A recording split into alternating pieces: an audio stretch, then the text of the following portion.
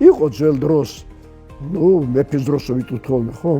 როცა სკოლებში იყო რელიგიურობა და ის ხალხი ცუდი არ იყო. ის ხალხი იყო, რომელსაც ილია ჭავჭავაძე გამოზარდა, აკაკი გამოზარდა, მშვენიერი თაობა მოგვიტანა და ერს აუძღვა წინ. ხო? ხალხი რომელსაც თქვა, ენა მამული სარწმუნოებაო. არა? მე მგონია რომ პილოტირებული სკოლები კი არ გვინდა. გვინდა მასწავლებლებს გონიერად დაუხსნათ. რა არის მეცნიერება და რა არის რწმენა და როგორი სიფრთხილით ეშლება მიიტანო ბავშვთან.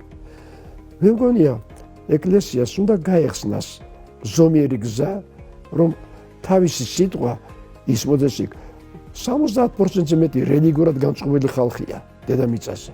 როგორ მოვიქცეთ?